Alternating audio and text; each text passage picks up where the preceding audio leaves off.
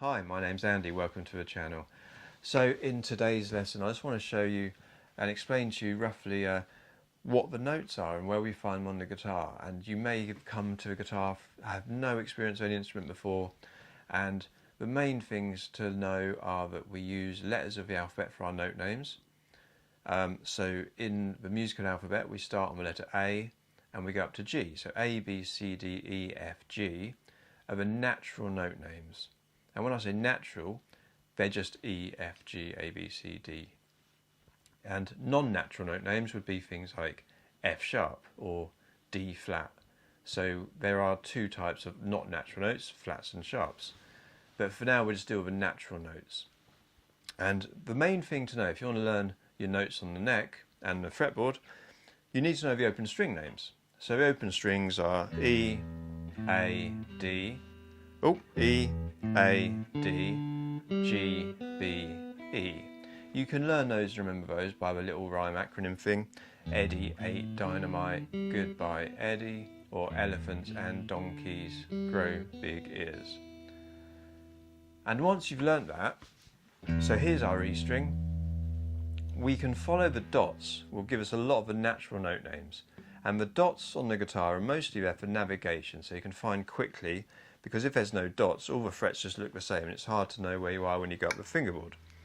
So we don't need a dot at the first fret because it's obviously the first fret. But they start, generally most guitars start at 3, and then it's the odd numbers 3, 5, 7, 9, and then we have this jump to the 12th fret where there's 2 dots. And that's because that's marking the octave, and then our sequence starts again, 15, 17, 19, 21. All the odd numbers mostly, apart from the 12. So, in the musical alphabet, we have sharps and flats between all the natural notes, except for 2. So we have an E string here. When we play the first fret, we've changed the note. It's not E anymore. We've gone up the musical alphabet to F. And this is one of the only 2 notes that does this. There's no sharp or flat between E and F. It goes E straight to F. The other note that does that is B goes straight to C. Up here we play at the 7th fret to 8th fret, B to C. There's no B sharp or C flat. We just go B, C. So going back to the beginning, we've got E at the open string. The first fret is F. And if we go jump to the 3rd fret where the dot is, there's our G. So we've missed out the sharp and flat, gone straight to a natural note. And we could do the same, jump to the dot, there's our A, that's our 5th fret. And we go to the next dot, the 7th fret, there's our B.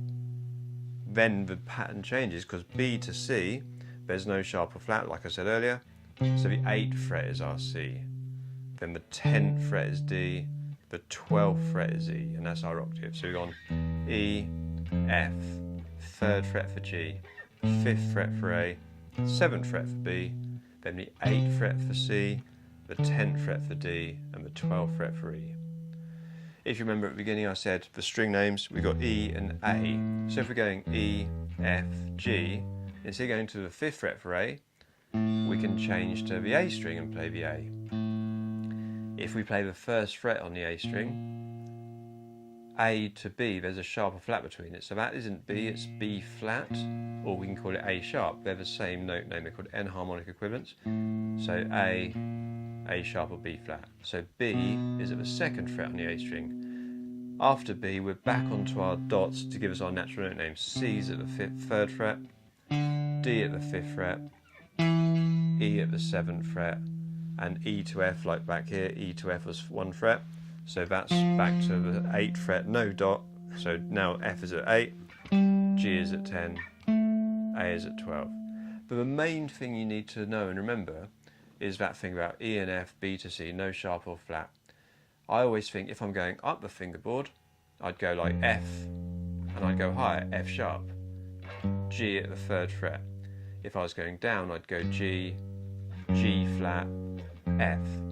But F sharp and G flat are the same note. And as we're starting out, just to know the notes names, it doesn't really matter if you call it flat or a sharp. It's just important that you know where you can locate those notes on the neck. And this is important for if you're trying to find out might be looking for a power chord. It might be something you can't play as an open chord like an F or a B flat. So we can play B flat as a power chord shape. Our power chord is always just 2 frets apart on the low to the higher string. So E string, A string, B flat can be played at the 6th fret and the 8th fret on the E and A strings. That chord can also be played down here at the 1st fret and the 3rd fret on the A and D string. So you can experiment with finding different power chords, because any time you play something on the guitar that doesn't have an open string, it can be moved and it will always make sense to itself.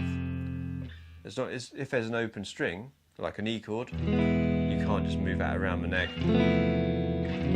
It sounds pretty weird. But if you've just got a power chord or a fretted note, then that can be moved anywhere.